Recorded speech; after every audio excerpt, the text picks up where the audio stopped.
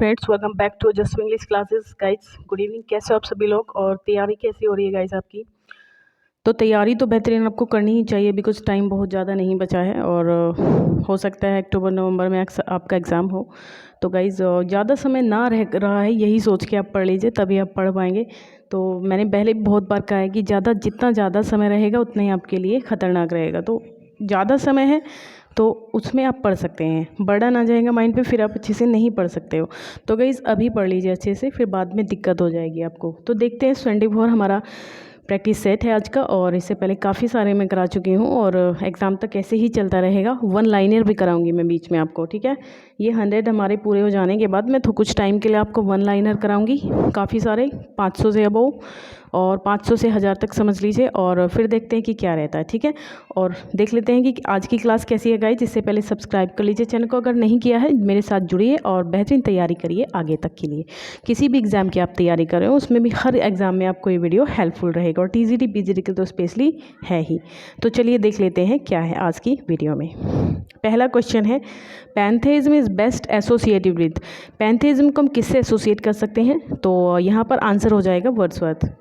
Wordsworth जो है, पैंथेइज्म से हम इनको एसोसिएट कर सकते हैं। और इसका मतलब क्या होता है पैंथेइज्म का, कि the God exist in all natural things. वो मानते थे कि गॉड जो है सभी नेचुरल थिंग्स में एग्जिस्ट करते हैं, और यही चीज़ जो है पैंथेइज्म के नाम से इसको जाना जाता है, क्योंकि वो वर्शिपर ऑफ नेचर थे, ये भी आपको पता है।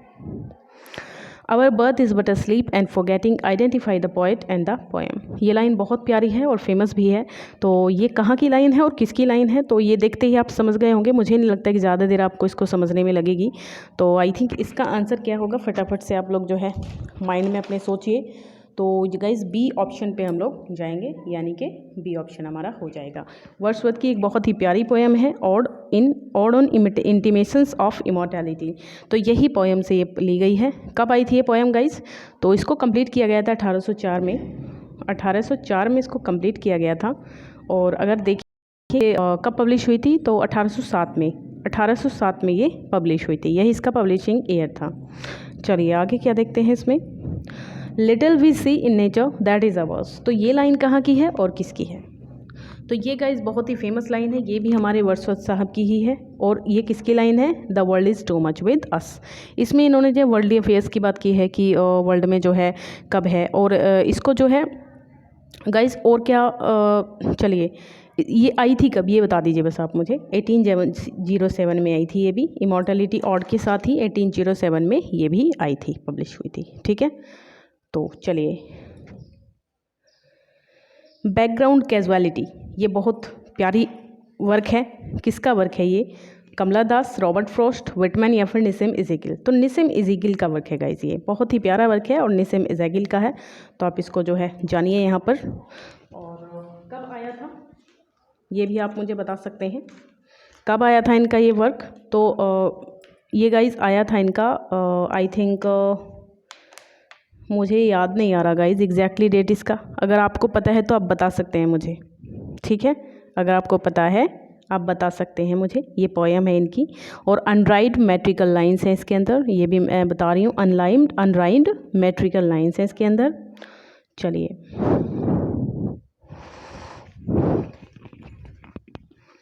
तो इससे आगे, अच्छा, निसिम इज़ेगिल का टाइम स्पेन बताना। निसिम इज़ेगिल का टाइम स्पेन मैंने बहुत बार बताया आपको। तो 1924 में पैदा हुए थे निसिम इज़ेगिल, और डेथ कब हुई थी ये भी बता दीजिए। 2004 में, ठीक है। कब हुई थी? 2004 में। और ये जो थे, क्या नाम, कमला दास की डेथ कब हुई थी? कमला दास का भी ये है 24 ही है, लेकिन जो डेथ है वो कब हुई थी इनकी, कमला दास की? 2009 में हुई थी शायद, ठीक है। और जो हमारे कौन है, शायद मुल्कराज आनंद है, उनकी भी डेथ 2004 में ही हुई थी। अच्छा, central theme of Nissim Ezekiel work is. इनकी सेंट्रल थीम क्या रही है निसिम इज़ेगिल के वर्क की? सोशल रिफॉर्म है, पैट्रियटिज्म है, नॉस्टैल्जिया या फिर एलिनेशन है? तो यहाँ जो बात करेंगे हम, एलिनेशन, लव, लस्ट, क्रिएटिविटी, इन सब चीज़ों की बात करेंगे। तो गाइस, एलिनेशन, लव, लस्ट, इन सब चीज़ों पे इन्होंने जो है, क्रिएटिविटी, इन चीज़ों पे इन्होंने लिखा है ज़्यादातर, mostly. Robert Frost favourite figure of speech was. Robert Frost को कौन सी फिगर्स ऑफ स्पीच बहुत ज़्यादा पसंद थी? तो ये आंसर बहुत इंपॉर्टेंट क्वेश्चन है, ये आप मुझे बता सकते हैं। तो इसका जो आंसर हो जाएगा ऑप्शन डी है, यानी कि सिनेक्डकी। सिनेक्डकी को वो जो है पसंद करते थे। और अच्छा, ये इनका लाइफ स्पैन बताइए गाइस। 1874 में पैदा हुए थे रॉबर्ट फ्रॉस्ट, और डेथ कब हुई थी इनकी? 1963 में। 1874 में पैदा हुए और 1963 में इनकी डेथ हो गई। ठीक है, चलिए। It's when I am weary of consideration I did like to get away from earth a while and then come back to it and begin over. तो ये लाइन बताइए कहाँ की है, किसकी है? तो इस लाइन की अगर हम बात करें, काफ़ी इंपॉर्टेंट लाइन है। तो ये हमें मिलती है कहाँ पर? तो ए ऑप्शन हो जाएगा गाइस, बर्चेस की लाइन है। बर्चेस की लाइन है, और बर्चेस किसकी है? रॉबर्ट फ्रॉस्ट की है। ठीक है, बर्चेस रॉबर्ट फ्रॉस्ट की है। The law is what it is, a majestic edifice sheltering all of us, each stone of which rests on another. तो ये बहुत प्यारी लाइन है। तो आप मुझे बता सकते हैं कि ये कहाँ की लाइन है और किसकी है, ये किसने कही है? तो ये तो सीधी सी बात है, लॉ की बात हो रही है। तो यहाँ पर जो वर्क हो जाएगा ये आपका जस्टिस की लाइन है गाइस, जस्टिस की लाइन है। ये नाम लिख लीजिए आप, जस्टिस। कब आया था? 1910 में आया था इनका, गाल्सवर्दी का जस्टिस। ठीक है, तो उसी की ये लाइन है। लेकिन बोली किसने है? तो बोलने की बात करें यहाँ पर तो डी ऑप्शन, यानी कि जज ने बोली थी ये बात। ठीक है, चलिए।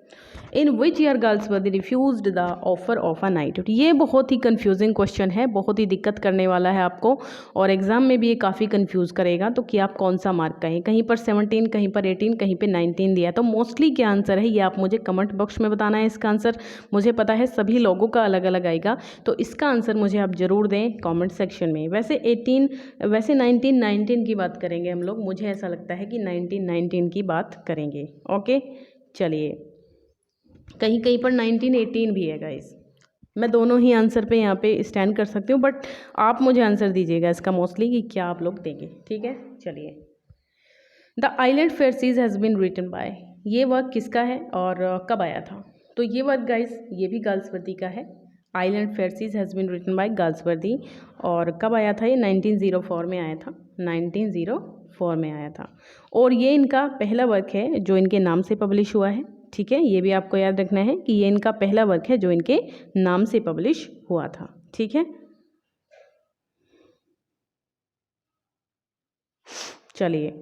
अच्छा, नेक्स्ट क्वेश्चन है, the mystery plays were based on. Mystery plays जो हुआ करते थे वो किस पे बेस होते हैं, किस पे बेस होते थे? Stories from Bible, stories from the Vedas, stories from the lives of the saints, stories from the Greek writers. तो किसकी बात करेंगे हम यहाँ पे? तो गाइज मिस्ट्री प्लेज जो थे वो बाइबल की स्टोरीज पे बेस्ड होते थे, बाइबल पे बेस्ड होते थे, यानी कि ऑप्शन ए होगा यहाँ पर। और ये कहाँ पर डेवलप हुए? ये मेडिवियल यूरोप में डेवलप हुए सबसे पहले, अगर देखा जाए। ठीक है, और चलिए, बाइबल स्टोरीज से जो है स्टोरीज ली जाती हैं मोर मिस्ट्री प्लेस के अंदर। मोरालिटी की बात करें तो सेंट्स की बात करेंगे हम लोग। ठीक है, याद रखना है आपको, सेंट्स की बात करेंगे तो मोरालिटी प्लेज हो जाएगा। अच्छा, expressionism is a revolt against. Expressionism जो है वो किसके अगेंस्ट एक रिवॉल्ट है? तो गाइज इसकी बात करें हम लोग तो ये हो जाएगा ऑप्शन ए, यानी कि नेचुरलिज्म। जो एक्सप्रेशनिज्म है ना, नेचुरलिज्म के खिलाफ रिवॉल्ट है। ये एक्सप्लोरेशन है mind through literature, visual arts, music and more. ठीक है, और इसमें जो राइटर्स हैं या फिर आर्टिस्ट हैं उन्होंने किस चीज़ पे प्रैक्टिस की है? Europe, specifically Germany. नेचुरलिज्म जो है ये बिलीफ है इसके अंदर that refers to a realise. और नेचुरलिज्म की बात करें तो हम क्या करेंगे कि ये रियलिस्टिक चीज़ों पे अप्रोच करता है। ठीक है, रियलिस्टिक जो आर्ट्स है उसको, ये एक्सपेरिमेंट्स को जो है रिजेक्ट्स करता है और नेचुरल चीज़ों पे जो है भरोसा करता है। चलिए। The literary terms use to indicate the particular type of writing is called. किसी भी तरीके की पर्टिकुलर राइटिंग के जो टर्म रिप्रेजेंट करता है उसको क्या कहते हैं हम लोग? मेटाफर नहीं है तो एक फिगर ऑफ स्पीच है, सिम्बोलिज्म भी नहीं कहेंगे, क्लीशे भी नहीं कहेंगे, जोनर कहते हैं हम। ठीक है, जोनर ही तो कहते हैं ना, कि जैसे पोएट्री हो गया, नॉवेल हो गया और आपका प्रोज हो गया, ये सब क्या होते हैं? जोनर होते हैं। ठीक है, एपिक हो गया, बैलेड हो गया, ये सब क्या होते हैं? जोनर होते हैं। ठीक है, चलिए। तो आगे क्या बात करेंगे, what does the term mythos mean in the Aristotle's poetics. आपको पता है कि अरिस्टोटल ने पोएटिक्स में 7 तरीके की जो है वो दिए हैं, जो ट्रेजरी है उसके 7 तरीके के उन्होंने पार्ट दिए हैं। तो इसमें आप बताना है कि जो पोएटिक्स में इन्होंने माइथोस वर्ड का यूज़ किया है वो किसके लिए किया है। तो गाइस प्लॉट के लिए किया है, ठीक है। उन्होंने अपने पोएटिक्स में जो बात की है वो प्लॉट की बात की है, ठीक है। चलिए, और प्लॉट होता क्या है, ये एक ड्रामेटिक या नैरेटिव वर्क होता है जो कॉन्स्टिट्यूट करता है, जो इवेंट्स होती हैं, जो एक्शंस होते हैं, एक तरीके से उनको 1 by 1 सेट करता है, उसी को प्लॉट कहते हैं। ही वॉज प्रिवेंटेड फ्रॉम, ये ग्रामर का क्वेश्चन है, he was prevented from dash in the class. तो गाइज स्मोक करेंगे, smoking, to smoke, having smoked. तो स्मोक का कोई मतलब नहीं है ना, क्योंकि वोज आया है पैसिव। ये सेंटेंस कैसा है, वोज के साथ अगर थर्ड फॉर्म आई है तो ये पैसिव सेंटेंस है। और यहाँ पे फ्रॉम आया, प्रीपोजिशन आया, तो हम सीधा जीरंट का यूज़ करेंगे, ठीक है, और किसी चीज़ का हम यूज़ नहीं कर सकते यहाँ पर। You better blank his permission. तो यहाँ सीकिंग होगा, सीक होगा, टू सीक होगा, टू हैव सॉट होगा। तो यू बेटर हिज परमिशन। तो गाइज यहाँ पे मेन वर्ब के रूप में अगर यहाँ पर हम यूज़ करेंगे तो टू बी वर्ब यूज़ है, तो ये सीकिंग होगा, सीक होगा, टू सीक। और टू सीक का मतलब, टू हैव सॉट का मतलब नहीं है, सीकिंग का भी मतलब नहीं है, क्योंकि ING फॉर्म है तो वहाँ पे हमको ये टू बी वर्ब्स चाहिए होती हैं, इज, एम, आर, वॉज, वर। तो यहाँ जो है सीक होगा आपका, ठीक है, सीक होगा सीधा। अच्छा, सी वॉज सीन द रूम। तो इसमें आपको बताना है कि एंटर है, एंटर्ड है, हैविंग एंटर्ड है, एंटरिंग है। तो गाइज उसको रूम में एंटर करते हुए, मतलब सी वॉज सीन, उसको देखा गया रूम में एंटर करते हुए। तो यहाँ पर भी तो जीरन यूज हो रहा है ना, तो एंटरिंग हो जाएगा आपका, ठीक है। पार्टिसिपल, सॉरी है, मैं जीरन कह रही हूँ, पार्टिसिपल का यूज़ है यहाँ पर। तो प्रोपेंसिटी का आपको सिनोनिम या फिर मीनिंग कह लीजिए, जो भी आप कहें वो बताना है आपको। प्रोपेंसिटी का क्या हो जाएगा, हाँ, प्रोपेंसिटी डिस्पोजिशन होगा। ये डिस्पोजिशन का मतलब तो होता है वंस नेचर ऑफ टेम्पर, ठीक है। और कैसे प्रॉस्पेरिटी होती है, या नियरनेस है, या डिस्टेंट है। तो यहाँ जो आंसर होगा ऑप्शन ए होगा गाइस, डिस्पोजिशन ही होता है, प्रोपेंसिटी का भी डिस्पोजिशन ही होता है। इसका मतलब है फेवरेबल डिस्पोजिशन या फिर पार्शियलिटी कहते हैं जिसको, ठीक है। चलिए, अच्छा, गॉलिंग का मतलब क्या होता है, गॉलिंग। तो गॉलिंग इमिटेशन है, एब्सर्ड है, ऑड है, या फिर इरिटेबल है। तो गॉलिंग होता है इरिटेबल चीज़, ठीक है, इरिटेबल चीज़ें होती हैं जैसे कि जो इरिटेट करती हैं। अच्छा, इमिटेशन क्या होता है, कॉपी करना होता है गाइस, एम्यूलेट करना होता है। एक चीज़ और इसका बता देते हैं, एम्यूलेट, एम्यूलेट, ठीक है, बहुत प्यारा वर्ड है। और एब्सर्ड का आपको पता है, प्रीपोस्टस होता है या फिर इडियोटिक होता है, भद्दा है ना, रूड, बेकार, वर्स्ट। अच्छा, ऑड, ऑड आपको पता है, ठीक है, स्ट्रेंज हो, वियर्ड हो, ऑकर्ड हो, ठीक है, ये सब होते हैं। चलिए, अच्छा, a dash soldier fights for the sake of money. ऐसे सोल्जर्स को क्या कहते हैं जो मनी के लिए लड़ते हैं, तो उनको कहते हैं हम लोग क्या, मर्सिनरी, ठीक है। कौन सा ऑप्शन होगा, डी ऑप्शन होगा, बहुत कॉमन है ये तो। चलिए, नेक्स्ट है हमारे पास में, the road to whole hell is, जो नर्क का जो रास्ता है, is dash with good intentions, decorated है, एनग्रेव्ड है, पेव्ड है, क्राउडेड है, भरा हुआ है, मतलब है ना, कैसी चीज़ों से, मतलब अच्छी चीज़ों से। जो नर्क का रास्ते में तो बहुत अच्छी अच्छी चीज़ें मिलेंगी, लेकिन नर्क में जाके हमको पता है क्या मिलेगा। तो यहाँ डेकोरेटेड होगा, एनग्रेव्ड होगा, पेव्ड होगा, या फिर क्राउडेड होगा। तो सी, पेव्ड गाइज, ठीक है, पेव्ड होगा यहाँ पे। कि पेव्ड का क्या मतलब होता है, पेव्ड में देखें आप, यहाँ हो जाएगा आपका मीन्स होता है कवर, है ना, या फिर ले, या फिर ढका हुआ, कंक्रीट, स्टोन्स, या फिर ब्रिक्स, टाइल्स, वुड और द लाइक, है ना, ये सब चीज़ें। ये सरफेस किस चीज़ से ढका चीज़ ढका हुआ होता है। अच्छा, last grind the and rich man rule the law. अच्छा, रिच मैन तो रूल करते हैं ला पे, तो ग्राइंड किसको किया जाता है, ये भी बताइए, ग्राइंड किसको किया जाता है। तो ग्राइंड की बात करें तो पुअर को किया जाएगा ना, है ना, पुअर तो पिसते हैं ना इसमें आके ला में, और जो धनी लोग हैं वो रूल करते हैं, है ना, तो यही हो जाएगा इसका।